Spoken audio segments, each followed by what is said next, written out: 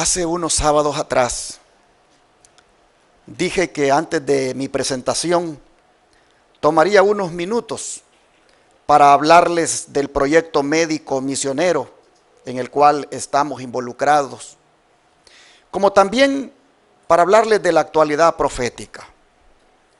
Pero deseo aclarar que sobre la actualidad profética solo voy a hablar cuando haya habido algún acontecimiento o movimiento que tenga una clara conexión con las profecías. En ese sentido, este día no voy a compartirles este segmento de la actualidad profética.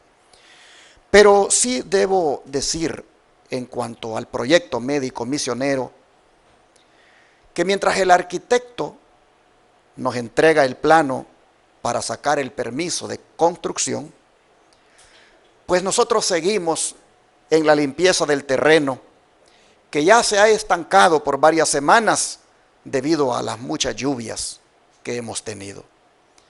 Por tal motivo, seguimos animando a todos aquellos que deseen ayudar, a que se hagan presentes los domingos o entre semana para cortar árboles, jalar ramas y construir un storage. Mañana van a llegar algunos para pintar la casa que ustedes ven ahí en la pantalla. Esa casa que, como siempre he dicho, será la oficina del ministerio que vamos a desarrollar allí en Shepherd, Texas. Se pintará por fuera porque por dentro ya, gracias a Dios, está pintada. De manera que todos aquellos que deseen donar tiempo en domingos o en días de semana para ir a ayudar a que este lugar esté siempre bonito, pues todos aquellos que quieran hacerlo son bienvenidos. Recuerden que este lugar es donde se va a agitar fuertemente el brazo derecho del mensaje del tercer ángel, como es la Reforma Pro Salud. También en este lugar es donde vamos a atender a los enfermos completamente gratis.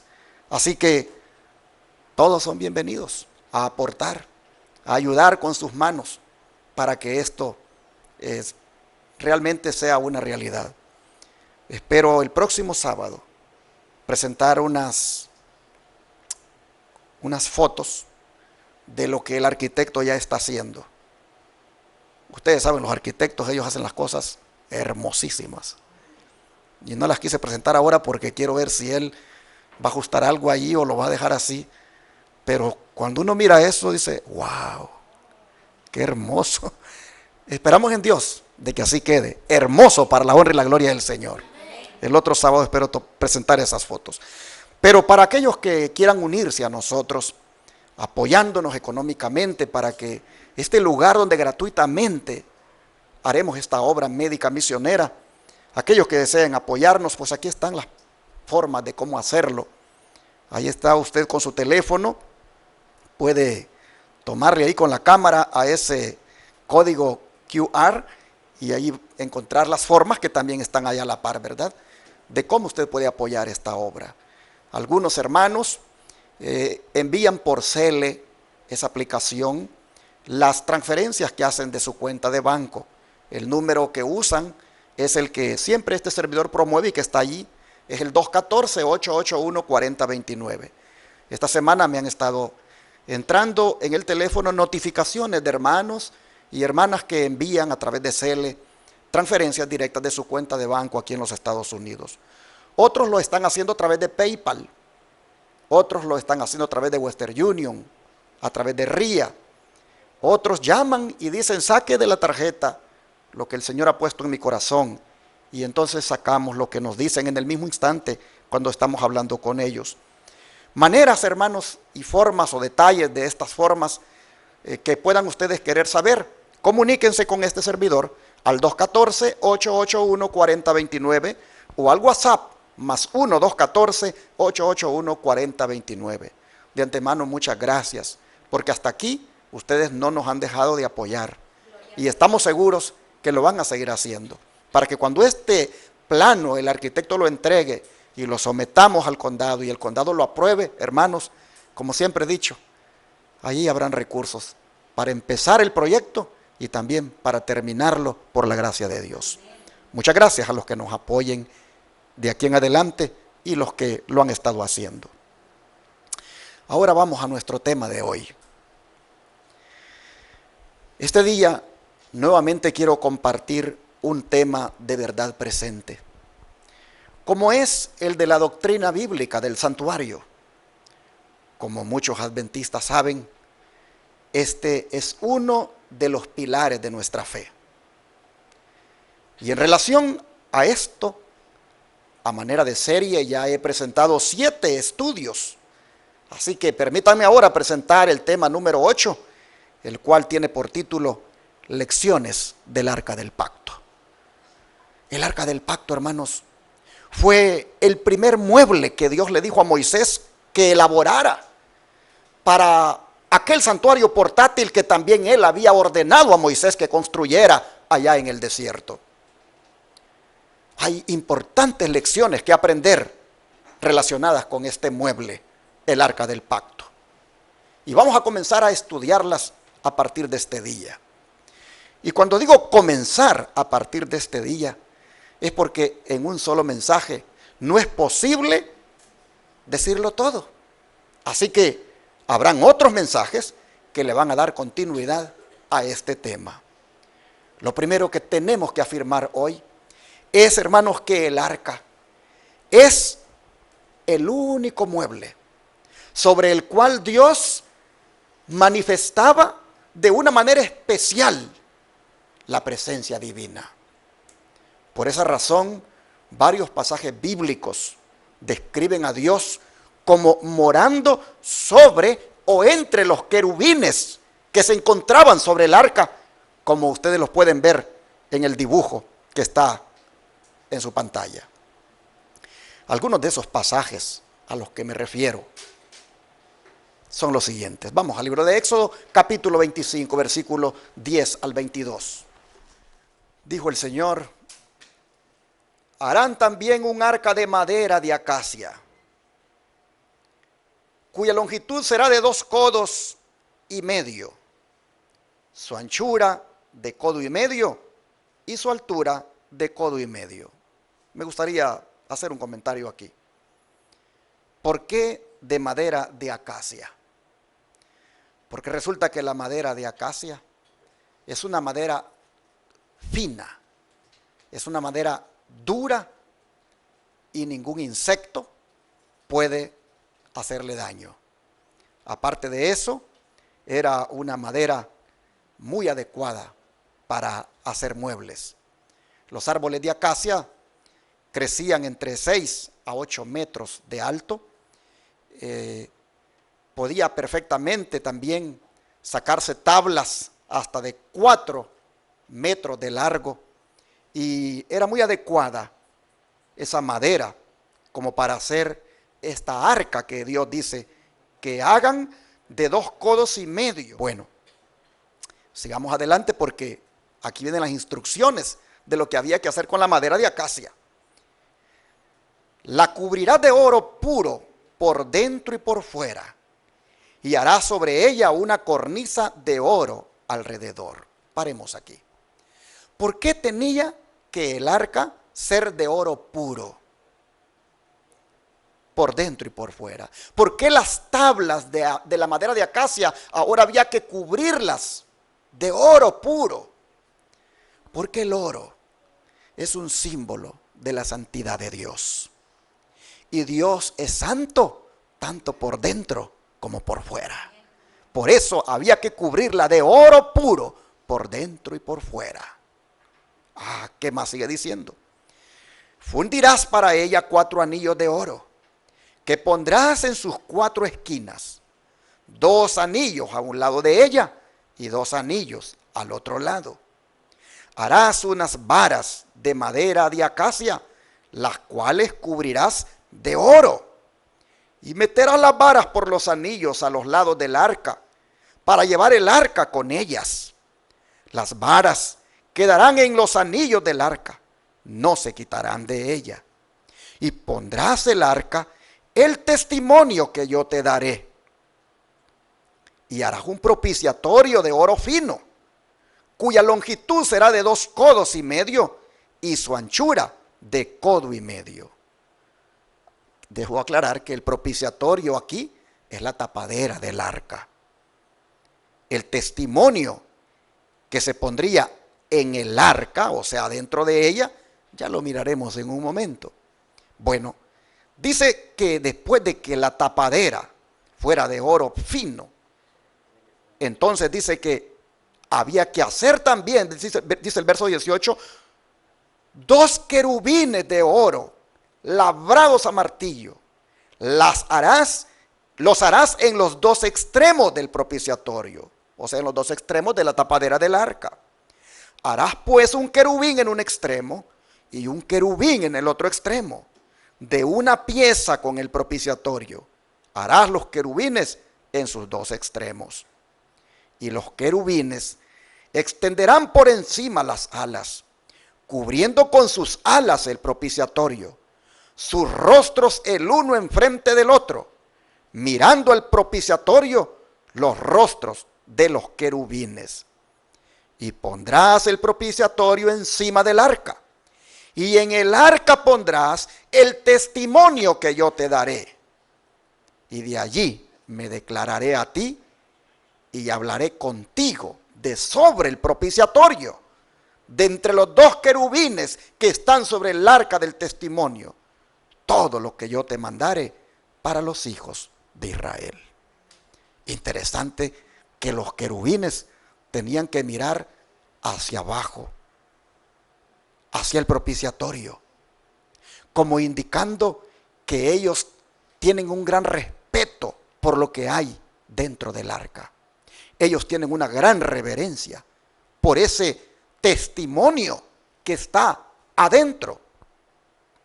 Así nosotros vemos que el arca pues era tan importante, que era prácticamente el lugar de la revelación. Pues Dios dice en el versículo que terminamos leyendo, el 22, allí me encontraré contigo, allí me declararé, allí hablaré contigo. Oh, hermanos y hermanas, qué lugar más especial este. Era el lugar donde Dios se revelaba, donde Dios se manifestaba.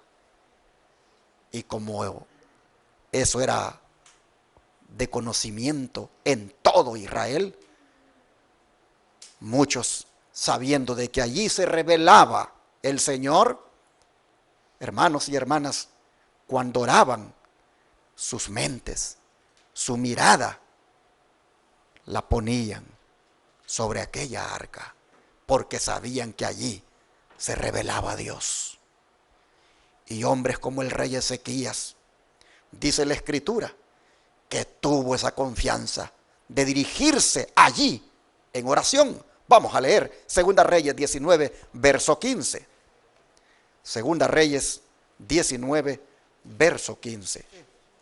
Dice lo siguiente: y oró Ezequías delante de Jehová diciendo: Jehová, Dios de Israel, que moras entre los querubines. A ver, hermanos, ¿dónde dice que estaban los querubines hace un rato que leímos? ¿Dónde estaban los querubines? Allí, en la tapadera del arca. Ahí estaban. Entonces el rey está orando, dirigiéndose allí con confianza y dice: y oró Ezequías delante de Jehová diciendo: Jehová, Dios de Israel, que moras entre los querubines. Solo tú eres Dios de todos los reinos de la tierra. Tú hiciste el cielo y la tierra. El contexto, hermanos, de esta oración del rey fue cuando había recibido aquellas cartas amenazadoras por parte del rey de Asiria, en las cuales blasfemaba al Dios que Ezequías adoraba. De manera que ante unas cartas tan amenazadoras como aquellas donde prácticamente le decía que destruiría a Israel, Ezequías lo que hace es aproximarse hasta donde Dios, que moraba entre los querubines, es decir, sobre el arca del pacto. Y allí Ezequías, si ustedes leen la historia, yo no, por falta de tiempo no lo vamos a leer todo, pero si ustedes leen la historia van a ver que Ezequías extendió las cartas delante del Señor, pidiéndole ayuda. Y la pregunta es, ¿le contestó el Señor? ¿Le dio respuesta el Señor a Ezequías? Claro que sí, miren los versículos 20 al 22. Entonces Isaías, hijo de Amós, envió a decir a Ezequías: así ha dicho Jehová, Dios de Israel, lo que me pediste acerca de Sennacherib, rey de Asiria, he oído. Esta es la palabra que Jehová ha pronunciado acerca de él. La Virgen de Sión te menosprecia, te escarnece, detrás de ti mueve su cabeza la hija de Jerusalén. ¿A quién has vituperado y blasfemado? ¿Y contra quién has alzado la voz y levantado en alto tus ojos? Contra el Santo de Israel. Así, hermanos y hermanas, nosotros miramos que el que moraba entre los querubines sobre aquella arca ayudó al afligido rey y a su pueblo. Oh, si tan solo también nosotros hoy tuviéramos la misma confianza del rey Ezequías. Y también, hermanos, extendiéramos sobre él todos nuestros problemas. Si tan solo nosotros también aprendiéramos a dejarle a Dios todo lo que nos amenaza, todo lo que nos aflige y nos preocupa. Si tan solo nosotros, como el rey Ezequías, igualmente dejáramos en las manos del Señor todo eso, oh, cómo miraríamos nosotros la mano de Dios obrando en nuestro favor.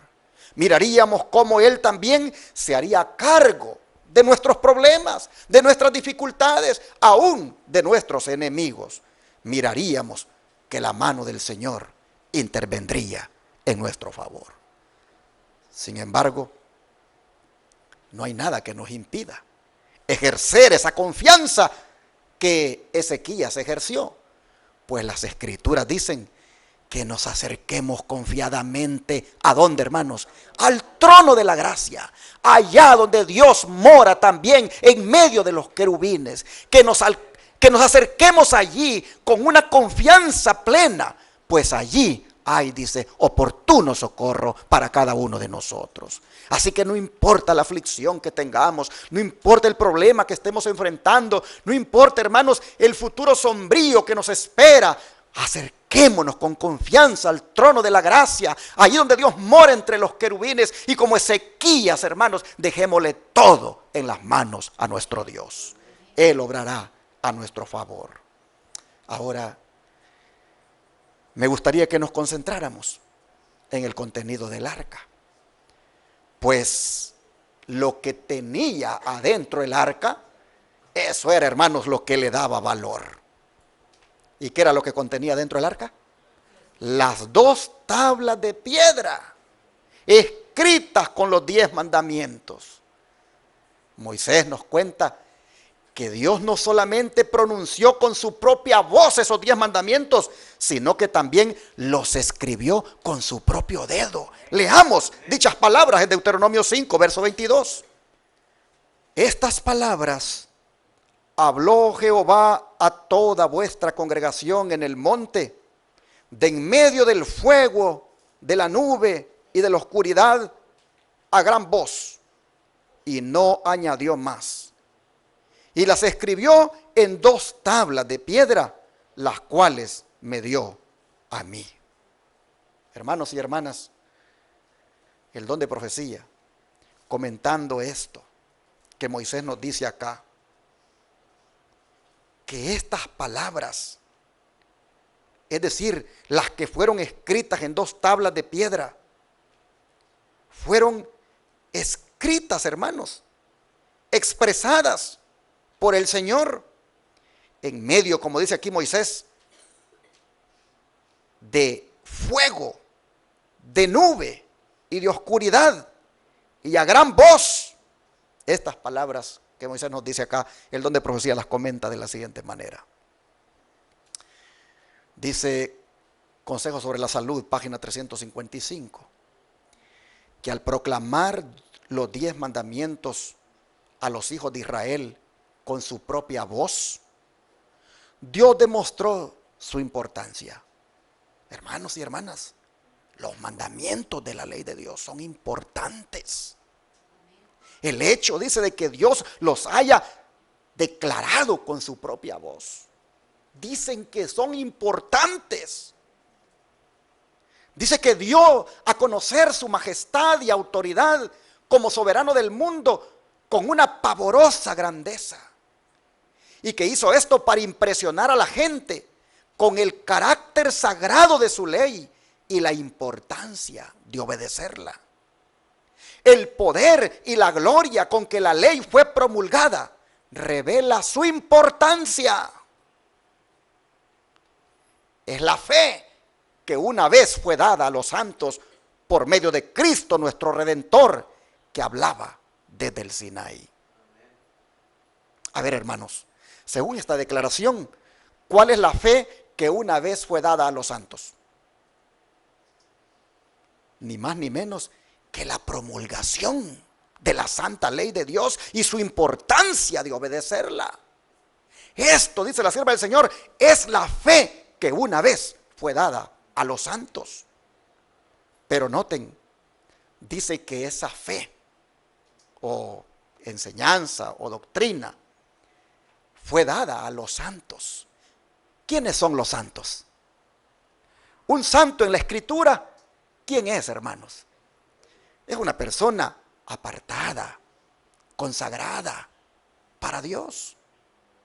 El día que nosotros decidimos bautizarnos y hacernos cristianos y seguir al Señor, ese día, hermanos, nosotros nos apartamos para consagrarnos a Dios. De manera que eso nos hace estar en la categoría de los santos.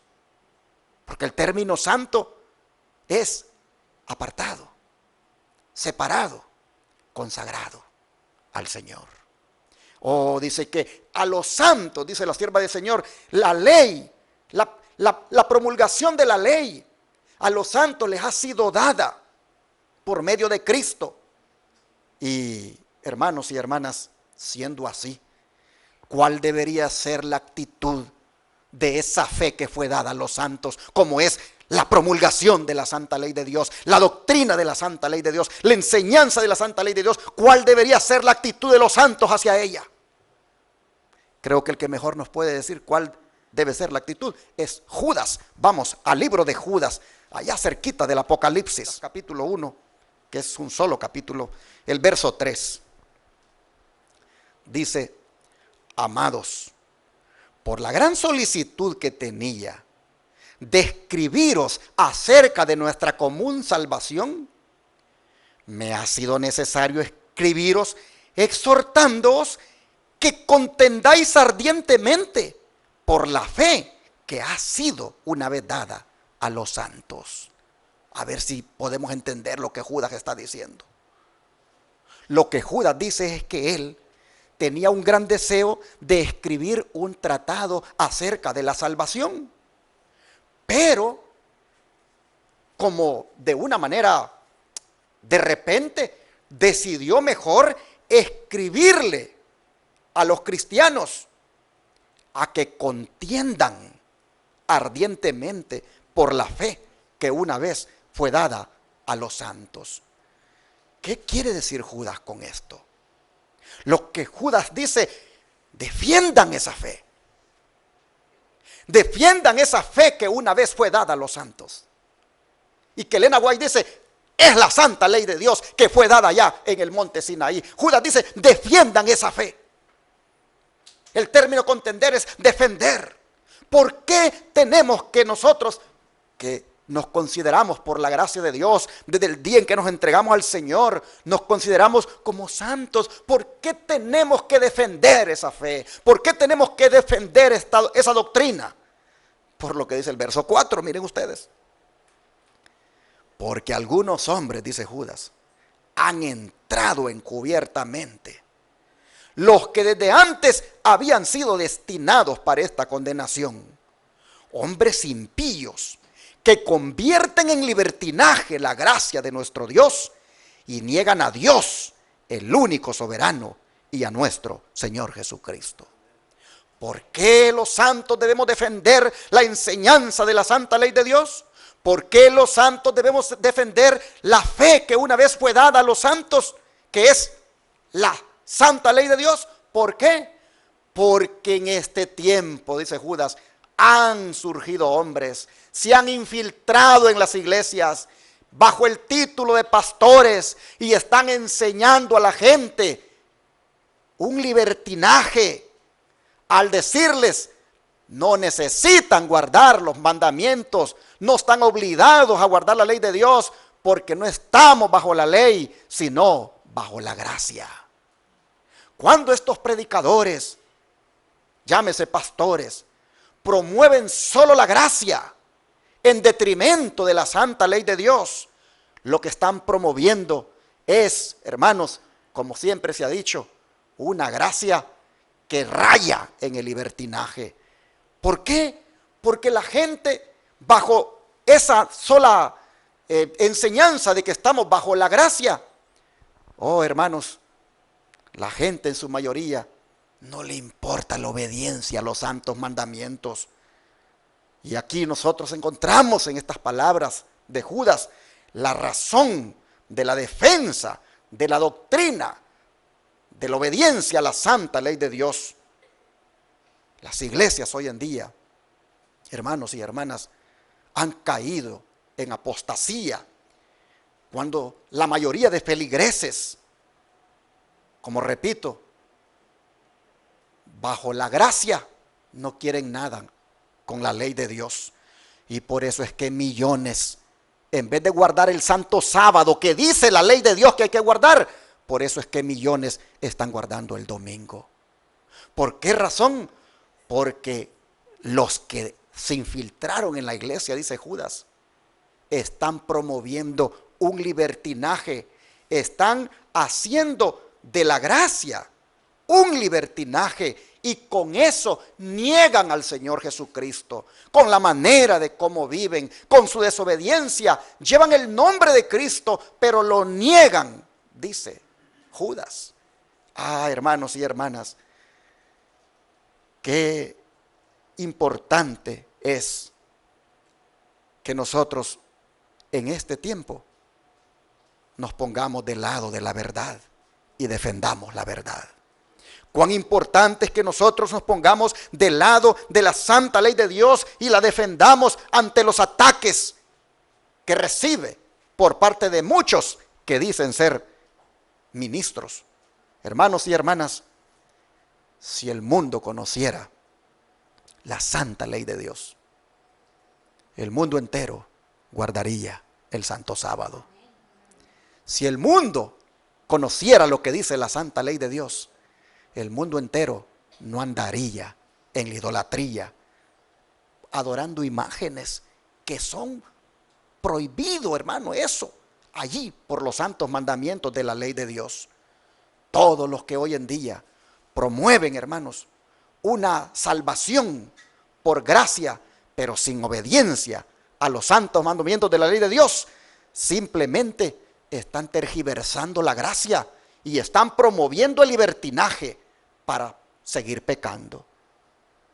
Pero fue tan impresionante y majestuosa la promulgación de la ley aquel día, que la palabra de Dios la describe de la siguiente manera. Vamos al libro de Éxodo capítulo 19, versículo 16 en adelante. Éxodo capítulo 19, versículo 16 en adelante. Y veamos lo impresionante que fue el día cuando se promulgó la santa ley de Dios. Éxodo 19, versículos 16 al 20. Dice: aconteció que al tercer día, cuando vino la mañana, vinieron truenos y relámpagos, y espesas nubes sobre el monte, y sonido de bocina muy fuerte. y se estremeció todo el pueblo que estaba en el campamento. Y Moisés sacó del campamento al pueblo para recibir a Dios, y se detuvieron al pie del monte. Todo el monte Sinaí humeaba, porque Jehová había descendido sobre él en fuego, y el humo subía como el humo de un horno, y todo el monte se estremecía en gran manera. El sonido de la bocina iba aumentando en extremo. Moisés hablaba y Dios le respondía con voz tronante. Y descendió Jehová sobre el monte Sinaí, sobre la cumbre del monte, y llamó Jehová a Moisés a la cumbre del monte, y Moisés subió. Ahora mire el capítulo 20, versículo 1 en adelante. ¿Qué sucedió allí? Capítulo 20, versículo del 1 en adelante. Vamos a leer hasta el 21. Y habló Dios todas estas palabras diciendo: Yo soy Jehová tu Dios, que te saqué de la tierra de Egipto, de casa de servidumbre. Y aquí, hermanos, va a comenzar el Señor a dar los 10 mandamientos de su santa ley. Y le da el primero de ellos diciendo: no tendrás dioses ajenos delante de mí. Oh, hermanos y hermanas, qué mandamiento. Quisiera ir explicando uno por uno, pero el tiempo no me alcanzaría. Pero ¿qué será tener un Dios ajeno, hermanos, delante de Dios? ¿Acaso no es todo aquello que uno prefiere más que a Dios? ¿Acaso no es todo aquello que uno prefiere dedicarle sus fuerzas, su cariño, su aprecio, su amor, más que a Dios? Usted dirá, pero ¿será que habrá algo? Por supuesto. Hermanos y hermanas, ¿cuántos hoy en día han hecho del dinero su Dios? Viven solo para hacer dinero. No tienen tiempo para Dios. ¿Cuántos hay que han hecho del trabajo su Dios? Viven solo para trabajar. Yo, si es posible, dicen algunos, puedo trabajar los 7 días si hay trabajo. No les interesa darle tiempo a Dios. ¿Cuántos hay, hermanos, que han hecho del orgullo su Dios? Se aman tanto a sí mismos que solo piensan en sí mismos. ¿O cuántos hay que han hecho, hermanos y hermanas, de alguna cosa material su Dios? Como por ejemplo, deportes, música, vestimenta. Viven para eso. Le dedican el tiempo solamente a eso. Y como que Dios no existe en sus vidas. El Señor dice en su primer mandamiento: no tengan dioses ajenos delante de mí. En otras palabras, yo me doy cuenta. Yo sé qué tanto significo para ustedes. Yo sé qué tanto yo soy para ustedes el centro de su vida, o simplemente no existo para ustedes. Porque ustedes tienen algo más que aman, algo más que prefieren, algo que me desplaza a mí, dice Dios. Y eso, por lo tanto, para ustedes viene a ser un Dios. Pues no, dice el Señor en el primer mandamiento, no hagan eso, no tengan dioses ajenos delante de mí. Y luego Dios les va a decir el segundo mandamiento, versículos 4, 5 y 6.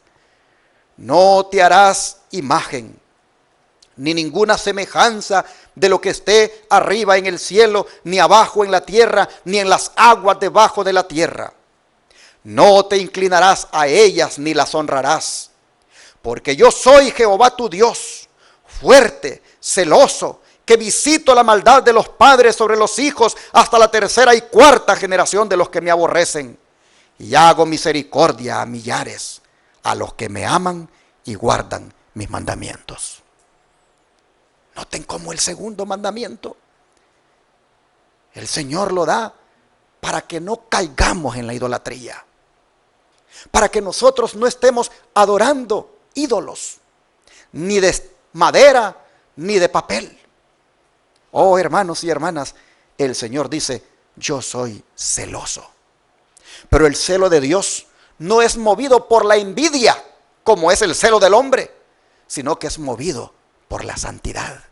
Dios no comparte su santidad con ningún ídolo.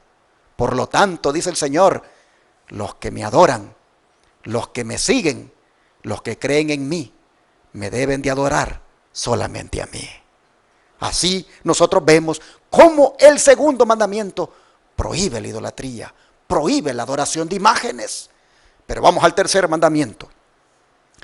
No tomarás el nombre de Jehová tu Dios en vano, porque no dará por inocente Jehová al que tomare su nombre en vano. Y a este momento alguien podría decir, oh, gracias a Dios que yo no tomo su nombre en vano, porque yo no ando diciendo que juro por él. Ah, mis hermanos, es que el significado de tomar el nombre de Dios en vano no solamente consiste en no jurar en su nombre, sino que también consiste en llevar su nombre, pero vivir de una manera que no es acorde a sus enseñanzas. Hermanos, tomar el nombre de Dios en vano es llevar el nombre de cristiano, pero vivir como mundano. Tomar el nombre de Dios en vano, hermanos, es solamente profesar que le sigo, pero de palabras. Y los hechos dicen todo lo contrario. No tomar el nombre de Dios en vano, hermanos, también es no andarlo mencionando en pláticas vanas, en pláticas sin sentido, como lo mencionan algunos cantantes en sus canciones mundanas, o como lo menciona mucha gente aquí en Estados Unidos, cuando dicen por cualquier cosa, oh my God, van en el tráfico y de repente miran que la gran fila de carros que hay por delante de ellos y dicen, oh my God, por cualquier cosa, oh my God. No tienen sentido esas pláticas, hermanos. El nombre de Dios se respeta. ¿Cuántos lo creen? El nombre de Dios se respeta y solo debe ser mencionado en cosas que tengan que ver con su adoración. Tomar el nombre de Dios en vano es expresar su nombre aún en esas conversaciones sin sentido. Pero vamos al cuarto mandamiento. Y el cuarto mandamiento se encuentra en los versículos 8, 9, 10 y 11. Y las escrituras dicen que Dios dijo, acuérdate del día sábado para santificarlo. 6 días trabajarás y harás toda tu obra. Mas el séptimo día es sábado para Jehová tu Dios. No hagas en él obra alguna, tú, ni tu hijo, ni tu hija, ni tu siervo, ni tu criada, ni tu bestia, ni tu extranjero que está dentro de tus puertas. Porque en 6 días hizo Jehová los cielos y la tierra, el mar y todas las cosas que en ellos hay. Y reposó en el séptimo día. Por tanto, Jehová bendijo el día sábado y lo santificó. Así que el cuarto mandamiento ordena que guardemos ¿cuál día de la semana? El sábado. No el domingo, el sábado. Ese, dice, es el séptimo día de la semana. Y en ese día, dice, no debemos trabajar. En ese día nosotros, hermanos, nos debemos dedicar solamente a Dios. En este día nosotros no deberíamos tampoco exigir que trabaje nadie para nosotros, en el sentido de que nosotros, por ejemplo, tengamos personas bajo dominio y les ordenemos que hagan algo para nosotros. Ese día, dice el Señor, aún los animales tienen que descansar. Dios ama a los animales, así como ama a los seres humanos. Y dice, hasta el buey y la bestia, el caballo, hasta esos también deben descansar. Hermanos y hermanas, aquí nosotros vemos el motivo también por el cual Dios ordena esto. Y el motivo es porque Él, dice, cuando hizo los cielos y la tierra, en 6 días los creó. Pero el séptimo día Él lo descansó y lo santificó. De manera que no todos los días son santos. El día que la Biblia dice que Dios santificó es ¿cuál? El sábado. Y esa es la razón por la cual nosotros nos congregamos aquí todos los sábados. Porque este es un día santo, un día apartado para Dios. No debemos trabajar en este día. No debemos andar en negocios comprando y vendiendo. Debemos este día dedicarlo al Señor como Él lo ordena en este mandamiento. Y es un día que no comienza hoy a las 6 de la mañana, sino que comenzó ayer a la puesta del sol. Porque los días en la Biblia comienzan a la puesta del sol de un día y terminan a la puesta del sol del otro día. En otras palabras, ayer viernes, cuando el sol se ocultó, empezó ¿qué día, hermanos? El sábado. Y hoy, cuando el sol se oculte, va a terminar el sábado. Pero las 24 horas de este día son santas, porque Dios lo ha ordenado en sus mandamientos. De manera que por eso que nosotros los sábados nos congregamos la mayor parte del día. Venimos por la mañana desde las 9 hasta como a las 12:30. Por la tarde hacemos otro servicio para despedir el Santo Sábado. Buscamos estar en comunión con Dios el sábado, porque así de esa manera obedecemos el mandamiento, que es el número 4 de estos 10 que Dios está dando allí, con voz de trompeta, dice, fuertemente, espectacularmente. Aquí, hermanos, el Señor está dando el cuarto mandamiento, que habla de guardar el sábado. Vamos al quinto mandamiento.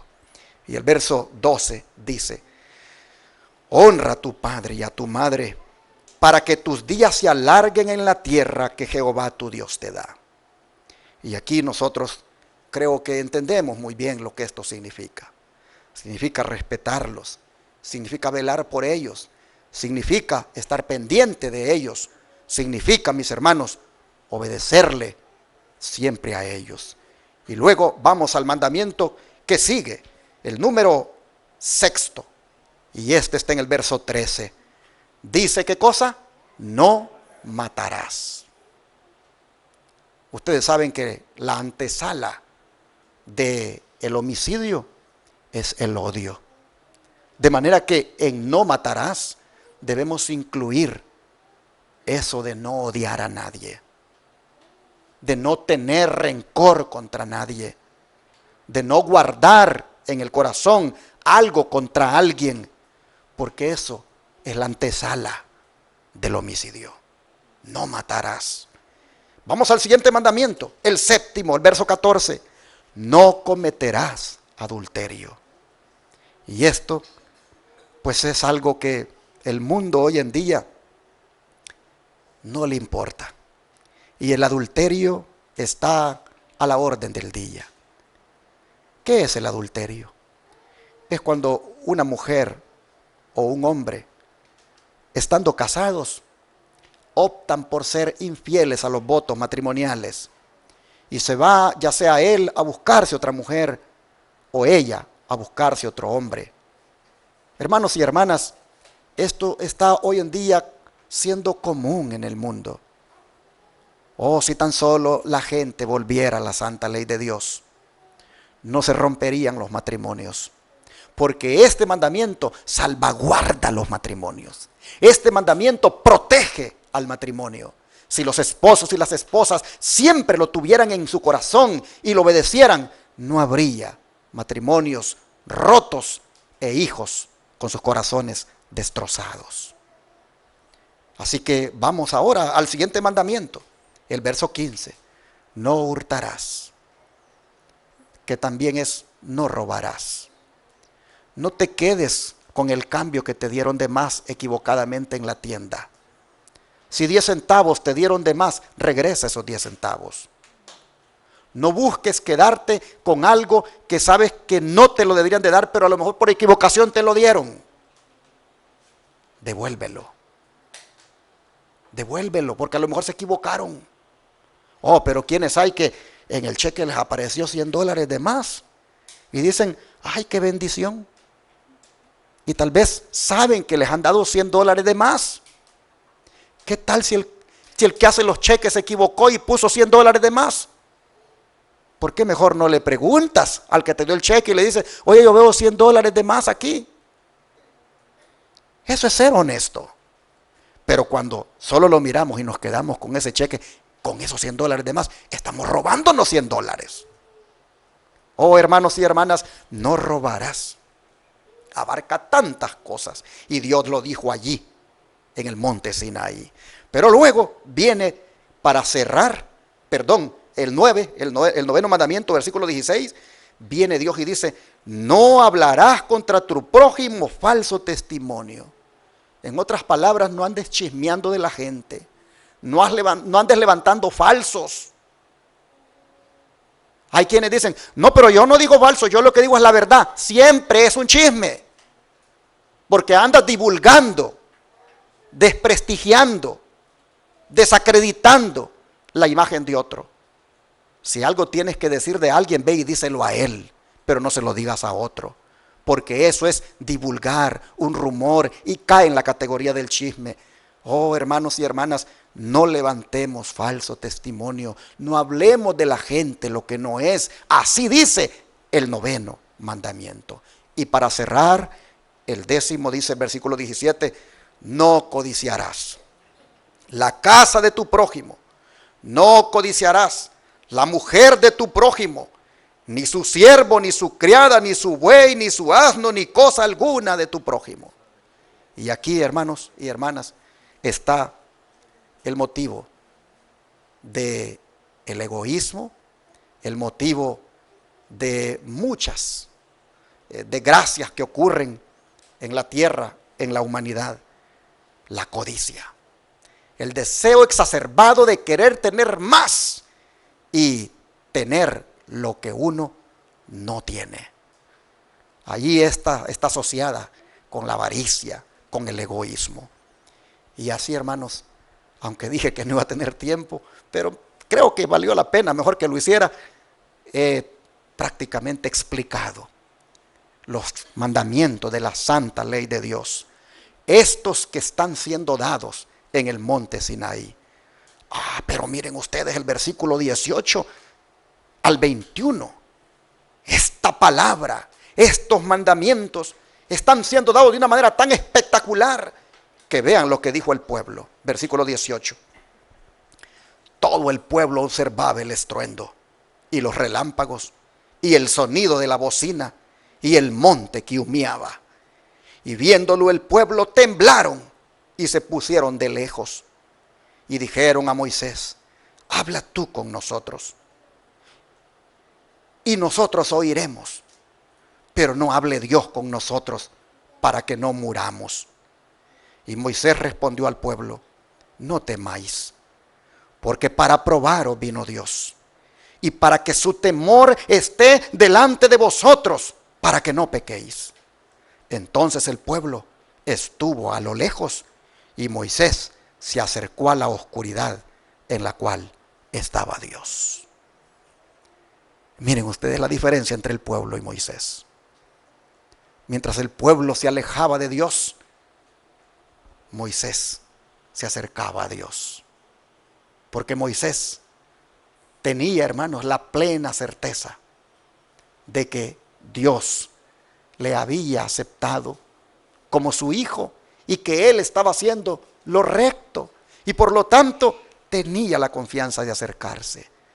Interesante que aquí prácticamente cuando el pueblo dice, mejor habla tú con nosotros y que no hable Dios porque nos vamos a morir. Interesante que aquí el pueblo mostró cuánto necesitaba de un intercesor, cuánto necesitaba de un intermediario entre Dios y ellos. Moisés les dice, no tengan miedo. Lo que ustedes han mirado hoy es para que de aquí en adelante ustedes teman a Dios. Es para que ustedes no pequen. Es para que ustedes respeten estos mandamientos. El Señor los ha dado de esta manera tan imponente, tan impresionante, para que a ustedes les quede claro en la mente cuánto Dios anhela de que ustedes hagan lo recto delante de sus ojos. No tengan miedo. Pero así en ese día Moisés vino a convertirse en un símbolo de Cristo, quien ahora es nuestro intercesor entre Dios y nosotros. Así también como Moisés, el pueblo le dijo: ponte tú en medio de Dios y nosotros. Así también Cristo se ha puesto entre Dios y nosotros. Y Él es nuestro único y suficiente intercesor. Amén, hermanos. Oh, así nosotros vemos que termina, mis hermanos, la exposición de aquel tremendo sermón que fue predicado ese día en el monte Sinaí. Nunca se predicó un sermón, ni antes ni después, como este que fue predicado a Israel en el desierto. ¿Por qué? ¿Por qué nunca ha habido otro como este, ni lo habrá? Porque el predicador fue Dios mismo. El púlpito que usó Dios, hermanos, fue el monte Sinaí. Nosotros hemos leído que ese monte estaba cubierto de espesa nube, donde un humo subía como el humo de un horno, y todo el monte se estremecía en gran manera.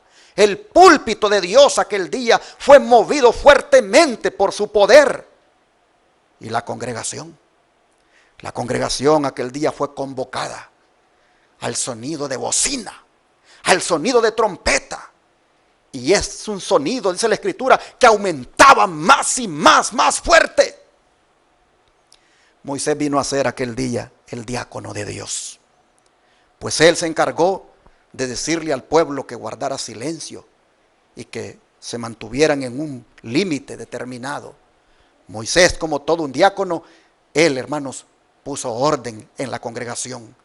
Y cuando ya estaba todo preparado, oh hermanos, cuando el pueblo ya estaba atento para escuchar, se dejó oír del labio de Dios este tremendo mensaje, el sermón más solemne que alguna vez se haya predicado en la historia.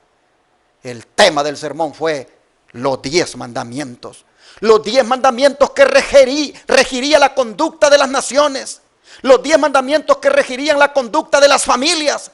Los 10 mandamientos que regirían la conducta de cada ser humano. Ese fue el tema de Dios.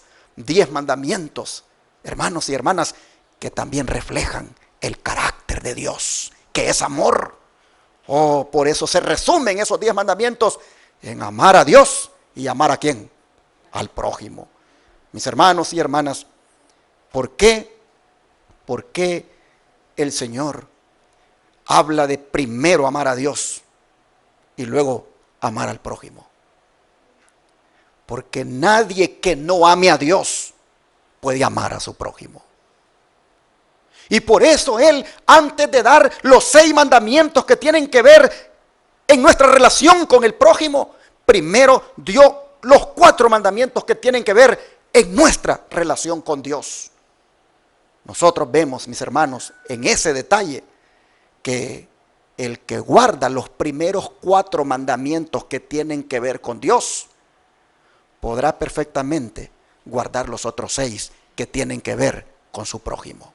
Nadie que no ame a Dios y lo demuestre guardando los primeros 4 mandamientos podrá, hermanos, amar a su prójimo y así, por lo tanto, demostrárselo guardando los otros 6.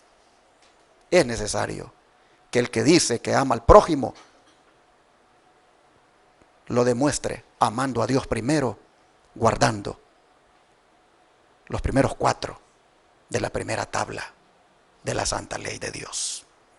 El don de profecía, comentando aquel día memorable, miren cómo lo dice. Mientras la vasta multitud miraba las altas montañas que la dominaban, podía darse cuenta de su propia nulidad a la vista de Dios.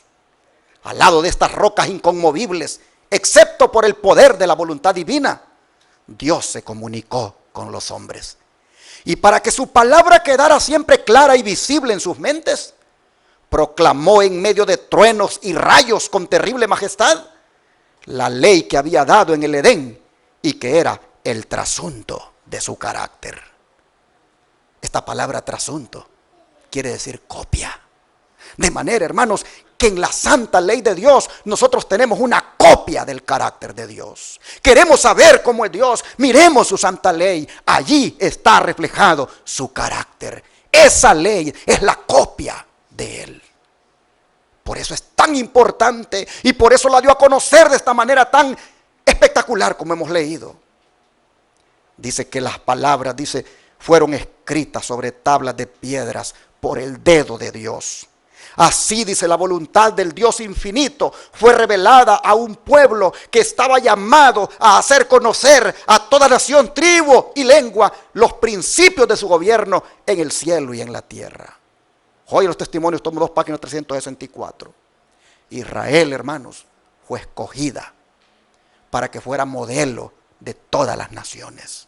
Israel fue escogido, hermanos, para que diera a conocer a todas las naciones, a todas las tribus, a todas las lenguas, cuáles son los principios con los cuales Dios gobierna en el cielo y en la tierra y que están allí reflejados en la santa ley de Dios. Israel fue escogido con ese propósito y a Israel le fueron dados esos mandamientos para que fueran modelo de todas las demás naciones. Pero esa ley, dice el don profético, que no fue dada solamente por el Padre, sino que también el Hijo lo acompañó. Y que tampoco fue dada allá en el Sinaí por primera vez. Miren lo que dice la siguiente declaración. Signs of the Time, 15-10-1896. Cuando fue pronunciada la ley, el Señor, el Creador del cielo y de la tierra, estuvo al lado ¿de quién? De su Hijo, rodeado por el fuego y el humo del monte. No fue aquí, dice, donde la ley fue dada primero, sino que fue proclamada para que los hijos de Israel, cuyas ideas se habían vuelto confusas en su relación con los idólatras de Egipto, pudieran recordar sus términos y entender lo que constituye el verdadero culto de Jehová. Pero no fue allí en el Sinaí, dice, donde fue dada primeramente esta ley. Y el Padre y el Hijo estuvieron juntos para darla. Entonces, si no fue allí donde fue dada por primera vez la ley, ¿dónde entonces fue dada? ¿En qué otro lugar? Dejemos que el don de profecía nos siga diciendo. Cuando fueron creados, dice Adán y Eva, tenían un conocimiento de la ley de Dios. Estaba impresa, ¿en dónde, hermanos? En sus corazones. Y entendían lo que exigía de ellos. Dice manuscrito 99 del año 1902. A ellos les fue dada. Solo que no en tablas de piedra, sino que escrita en sus corazones, como también ahora. El Señor quiere que nosotros las tengamos escritas en nuestros corazones. Dice, la ley de Dios existía antes de que el hombre fuera creado. Estaba adaptada a la condición de los seres santos. Aún los ángeles eran gobernados por ella. Ya existía en el cielo. Después de la caída, los principios de justicia quedaron inmutables. Es decir, no fueron cambiados los principios. Nada, dice, fue quitado de la ley. No podía ser mejorado ninguno de sus santos preceptos. Y así como ha existido desde el principio, así continuará existiendo a través de los incesantes siglos de la eternidad. Hace ya mucho que he entendido tus testimonios, dice el salmista, que para siempre los has establecido. Signs of the Time 15-4, 1886. De manera, mis hermanos, que así como Dios es eterno, también su santa ley es eterna. Así como Dios, hermanos, ha existido, existe y existirá, de la misma manera, su santa ley siempre ha sido, es y será. Y hablando del carácter de Dios que reflejaba esa ley, mire lo que dice esta otra declaración inspirada. Carta 89, 1898, dice, los 10 santos preceptos enunciados por Cristo en el monte Sinaí fueron la revelación del carácter de Dios e hicieron conocer al mundo el hecho de que Él tenía potestad sobre toda la heredad humana. Esa ley de los 10 preceptos del amor más grande que pueda ser presentado al hombre es la voz del Dios del cielo que habla al alma la promesa. Haz esto y no quedarás bajo el control y dominio de Satanás. No hay nada negativo en aquella ley, aunque parezca así. es: haz y vivirás. En otras palabras, mis hermanos y hermanas, hay una bendición en obedecer los santos mandamientos. Hay una grande bendición en respetar esta ley, porque el que la respeta, el que la obedece, no está bajo el dominio de Satanás. Es tanta la bendición que dice que el que los haga, vivirá. En otras palabras, hermanos y hermanas, nosotros debemos asegurarnos diariamente de respetar esos mandamientos. ¿Para salvarnos? No, porque ya fuimos salvos por la gracia del Señor. Entonces, ¿por qué? Para demostrar que lo amamos y para que tengamos una vida ejemplar, pues son los mandamientos que mejor pueden regir nuestra conducta. Y después de haber sido promulgados aquellos mandamientos, Moisés recibió la instrucción de que los colocara dentro del arca. Vamos a leer nuevamente Éxodo 25. Éxodo 25, versículo 21 y 22. Y pondrás el propiciatorio encima del arca, y en el arca pondrás el testimonio que yo te daré. Y de ahí me declararé a ti, y hablaré contigo de sobre el propiciatorio, de entre los dos querubines que están sobre el arca del testimonio, todo lo que yo te mandare para los hijos de Israel.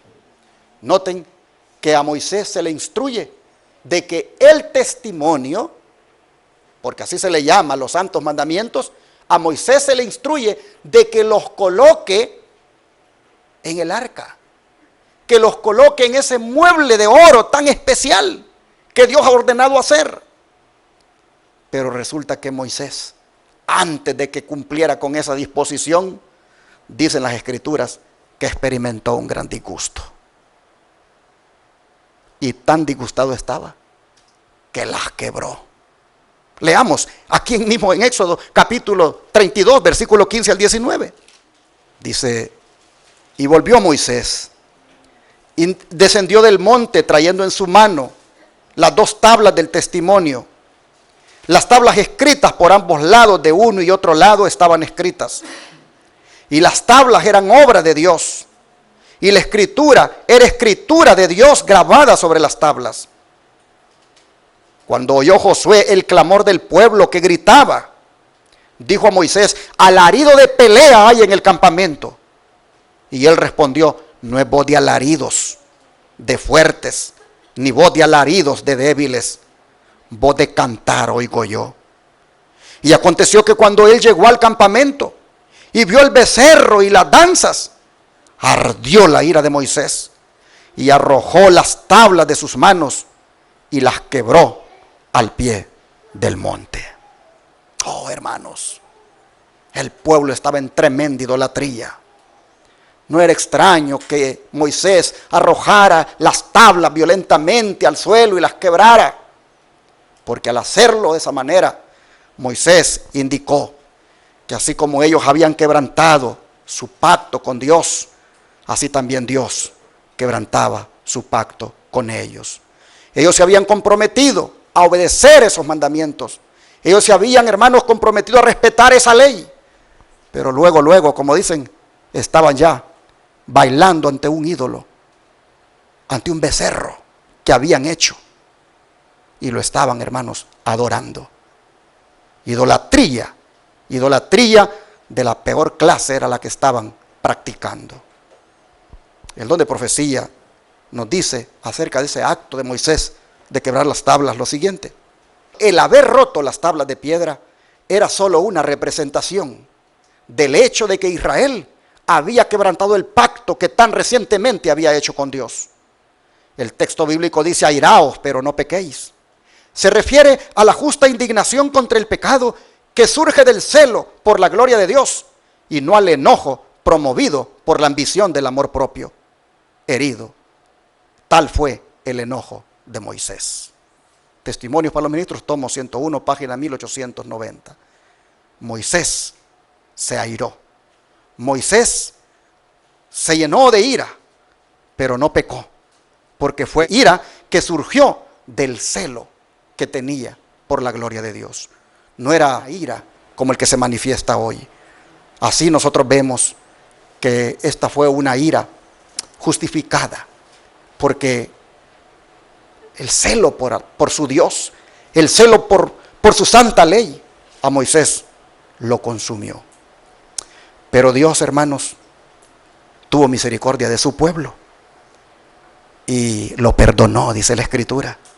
Y entonces Moisés subió al monte otra vez, y allí el Señor volvió a escribir los santos mandamientos nuevamente en 2 tablas de piedra. Así lo dice Deuteronomio capítulo 10. Miremoslo. Deuteronomio 10, versículo 3 al 5. Dice: e hice un arca de madera de acacia, y labré 2 tablas de piedra como las primeras, y subí al monte con las 2 tablas en mi mano, y escribió en las tablas conforme a la primera escritura los 10 mandamientos que Jehová os había hablado en el monte de en medio del fuego el día de la asamblea, y me las dio Jehová. Y volví y descendí del monte y puse las tablas en el arca que había hecho, y allí están como Jehová me mandó. Así nosotros miramos a Moisés, hermanos, nuevamente subiendo al monte, y Dios nuevamente escribiendo con su dedo otra vez los mandamientos en esas otras 2 tablas. Pero llama la atención, y voy a tener que dejar este tema en capítulo, como decimos. Llama la atención lo que Moisés dice en el verso 5. Dice: y volví y descendí del monte y puse las tablas en el arca que había hecho. ¿Y qué dice? Y allí están como Jehová me mandó. Allí están. ¿Dónde están? Allí están, en el arca. Pero ¿dónde está el arca? Muchos han andado detrás del arca, porque dice Moisés: ahí están las tablas de la ley dentro del arca. Hasta no sé cuántos de ustedes miraron aquella película que salió hace años, Los cazadores del arca perdida, basada en una supuesta, trama de que Hitler la buscaba porque sabía que tenía poderes que les podía dar protección, pero los Estados Unidos delega a alguien para que la busque. O hasta la política se ha involucrado en querer encontrar esa arca. ¿Dónde está? Moisés dice: yo puse las tablas de la ley dentro de ella, y allí están como Jehová me mandó. Pero ¿dónde está esa arca? Han aparecido en estos tiempos últimos personajes diciendo que ya la encontraron. Pero miren lo que es el don de profecía. El arca dice que estaba en el tabernáculo terrenal. Contenía las 2 tablas de piedra en que estaban inscritos los preceptos de la ley de Dios. El arca era un mero receptáculo de las tablas de la ley. Y era esta ley divina la que le daba su valor y su carácter sagrado a aquella. A ver, ¿qué era lo que le daba valor al arca? Lo que había dentro. ¿Qué es lo que había dentro? Las tablas de la santa ley de Dios. Eso era, dice, lo que le daba valor al arca. Eso era lo que le daba el carácter sagrado al arca. Dice Colecto de los Siglos, página 486. Pero ahora escuchen lo que pasó con el arca, porque es a partir de esto que voy a leer que ha habido ese deseo de querer encontrarla. Dice la sierva del Señor que Dios permitió que Israel fuera llevado en cautiverio por causa de su transgresión de los mandamientos del Señor y sus malas acciones, para humillarlo de esa manera y castigarlo. Pero antes de la destrucción del templo, miren ustedes, Dios informó, dice, a unos pocos de sus fieles siervos el destino de aquel edificio, que era el orgullo de Israel y que ellos idolatraban mientras al mismo tiempo pecaban contra Dios. En vez de hacer de Dios su Dios, habían hecho del templo su Dios. Bueno, dice que les reveló el Señor, les reveló el cautiverio de Israel. Y hombres justos, dice, hombres justos inmediatamente antes de la destrucción de aquel templo, sacaron el arca sagrada que contenía las tablas de piedra, y con dolor y pesar la ocultaron secretamente en una caverna, donde estaría escondida del pueblo de Israel por causa de sus pecados, para no serles restituida nunca más. El arca sigue escondida. Nadie la ha perturbado jamás desde que se le escondió. Historia de Redención, página 199. Así que los cuentos de que ya la hallaron, los cuentos de que en tal o cual excavación se encontró, la sierva del Señor dice, el arca sigue escondida y nadie la ha tocado jamás desde el día que se le escondió. Pero va a aparecer otra vez el arca. ¿Cuándo? La sierva del Señor lo sigue diciendo. El precioso registro de la ley fue colocado en el arca del testamento y está todavía allí, oculto y a salvo de la familia humana. Pero en el tiempo señalado por Dios, Él sacará esas tablas de piedra para que sean un testimonio ante todo el mundo contra la desobediencia de sus mandamientos y contra el culto idolátrico de un día de reposo falsificado. Manuscrito 102 del año 1901. Hermanos y hermanas, quien va a hacer que el arca aparezca será nuestro Dios. Quien va a hacer que el arca se vuelva a ver, hermanos, con las tablas de piedra en específico, quien va a hacer eso es el Señor. Las tablas de piedra de la santa ley de Dios serán sacadas del arca y serán presentadas. Y dice que eso el mundo va a mirar cómo desobedeció esos mandamientos, cómo pisoteó el sábado y guardó el domingo, cuando la Escritura en los mandamientos dice que es sábado. Dice que el mundo mirará la desobediencia que ha hecho de esa ley, cuando Dios dice la saque del arca y la muestre al mundo. Sigue diciendo, cuando se abra, dice, el templo de Dios en el cielo, ¿qué ocasión de triunfo será para los fieles y leales? En el templo se verá el arca del pacto, en la cual fueron puestas las 2 tablas de piedra, sobre las cuales está escrita la ley de Dios.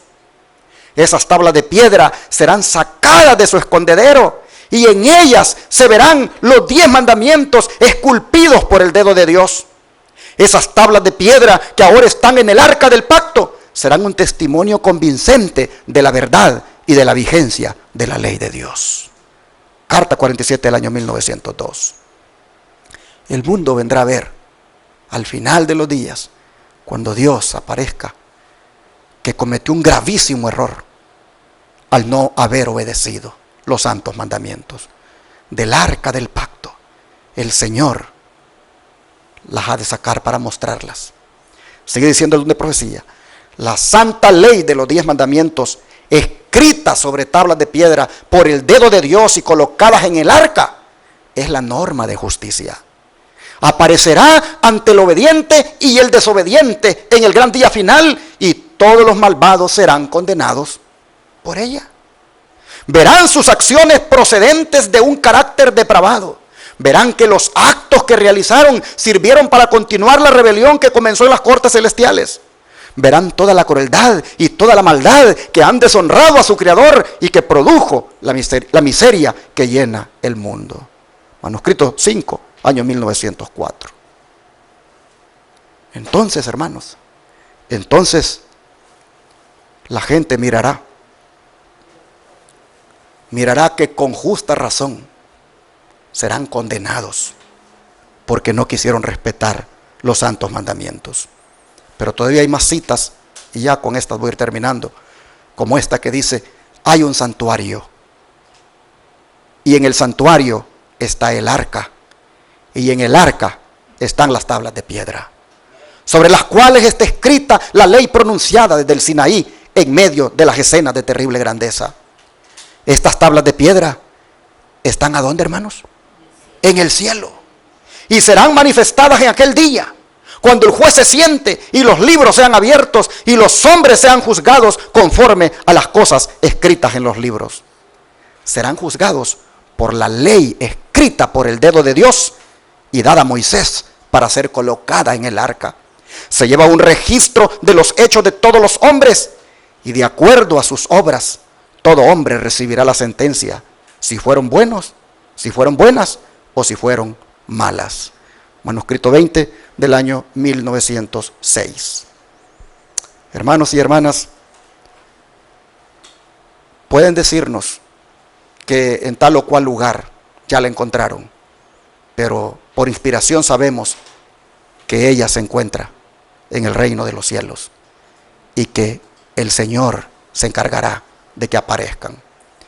Sigue diciendo, hay abundantes evidencias de la inmutabilidad de la ley de Dios. Fue escrita con el dedo de Dios para no ser nunca borrada, para no ser nunca destruida. Las tablas de piedra están ocultas por Dios para ser presentadas en el gran día del juicio, tal como Él las escribió. Río Herald, 26 de marzo de 1908. Así nosotros vemos, hermanos, la importancia de este mueble de oro, como es el arca, y lo que había dentro, como es la santa ley de Dios. Quisiera terminar ahora leyendo para ustedes lo que dice el Señor Jesús en el Evangelio de Juan, capítulo 14, versículo 15. Y el Señor dice lo siguiente: si me amáis, ¿qué cosa? Guardad mis mandamientos. El amor y la obediencia, hermanos, van de la mano. El amor y la santa ley de Dios están juntas. Los mandamientos solo se pueden guardar si amamos a Jesucristo. De manera que al ver la importancia de este tema, al ver la importancia de la santa ley de Dios y la obediencia que debemos darle, oh hermanos y hermanas, escuchemos a Jesús que nos dice: si me aman, guarden los mandamientos que están en esas tablas. Si me aman, demuéstrenmelo obedeciendo esos mandamientos. Como dije, este tema continuará, pero quisiera cerrar preguntándole a todos ustedes: ¿cuántos aman a Jesús?